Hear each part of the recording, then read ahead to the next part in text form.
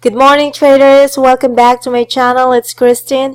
I have been out for almost a week. I had to travel back in the Philippines to see my family. Just had a medical emergency, and now I'm back.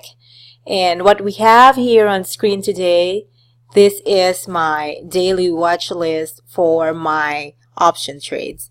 If you're new to my channel, you can notice that mostly of my video I talk about options for my daily trades. I do swing trade and portfolio management, but that is a different screen. We're looking at the S&P here. SPY is up by 0.72% pre-market, and mind you, yesterday it has lost 0.77%. So kind of like balancing right here, hovering about plus or minus 0.80 in the last two trading sessions. So what I do when I'm out in the market for a bit, my technical analysis is very simple. I just use the simple moving average, the 20, 50 and 200 day, like what we have right here. Let me show you the 6 months. This is the S&P 500, and I use the candlestick to easily see how the price action went for the day. I like it this way. So you can see I have the 20-day, the 200, and the 50, which are these lines. So if we're gonna look back, look here on the S&P 500, the 300 to double top, it has corrected the 4 days long here. 4 days long candle, just like about 6% drop, and then come back. Now, key question right now, where is the S&P 500 is heading after this? If you're going to look at it, S&P come back just about 200-day moving average and hitting the 50-day moving average right here. The resistance is about 294, 295. And now hitting the 20-day moving average at 293. And as I mentioned earlier, yesterday was a drop of 0.77%, and pre-market we're back above right here. So a lot of can be said on the technical analysis because again, in my own opinion, this is just the latter part. You can interpret it both ways, and again, you cannot predict the future on this. But I'd like to focus on short-term technical stance. We're hitting the 20-day moving average resistance, and we have here in the three-day session the 290 support. So now that we are testing the 293, let me zoom this, change the channel to 60 minutes and for the last 10 days. Okay, let's do 1 month. So here we're trying to say, this is this week's session right here. This is our resistance, 293, and 290 support, and 289. Today's price action will be foretelling where we're going. If we go past 292, likely we test 293 and 294.80. Now, if S&P go by or close by 291, we probably could still correct. And my personal stance, I don't like still not liking the setup because there's plenty of work to do right here. I never like the 50 and 20 converging here as a resistance. It needs lots of work right there. And now that we're looking at the S&P, now I look on what is the best trade for me, like the best setup. So far, I like NVDA.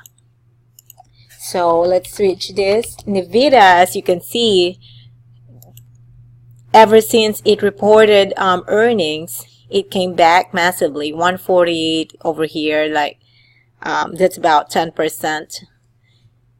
And we're hitting 171 right here.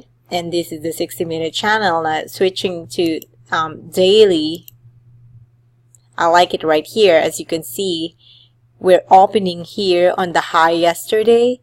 And I like it for a swing, the high probability above 175, 180 test. And look at this. It's trading above the moving average, the simple tools that I'm using, and I really like that. That's what I like about this. NVDA as long, and AMZN, I'm going to look at it. Amazon kind of like 40 right here, as you can see. On this is the daily time frame, again the 2250 moving average. This is like the S&P chart as we checked earlier. It's trading below. And let's look at the 6 months. What I don't like about Amazon is that we're trading in a lower highs right here. However, if you're going to look at the support is higher lows. But yesterday though the drop, but again it's a similar with the S&P 500. I don't like this because ever since the Prime Day, the 2020 top, Amazon, in my own opinion, the price action since from this, the Prime Day, this is distribution right here. You see it bounced back, sell off, this long candle, and then sell off again. Now let's look at the 60 minutes to see the short-term frame. If I'm going to trade Amazon, how much is Amazon pre-market? So Amazon at 1817, so probably right here. If I'm going to trade Amazon long, I have to wait for the 18 to clear 1820 to bet on the 1838 1850 highs right here, 1845. But under 1820, I'm gonna be careful and probably would be short bias right here to retest the 1800 or 1790 support. Again, if you're looking at the daily, as you can see here, 5 days in the red, maybe green today, but again, I want to see Amazon close at the highs and with a follow through. So that's what I've been looking, NVDA, and of course, let's look at Google. Google at 20-day. Here is Google here. The 1200 is the obvious resistance right here, the 1210. So yeah, that's probably what I've been looking today. I like the NVDA and Amazon short or long, depending on the pivots. And if you're a trader, try not to trade based on your emotion.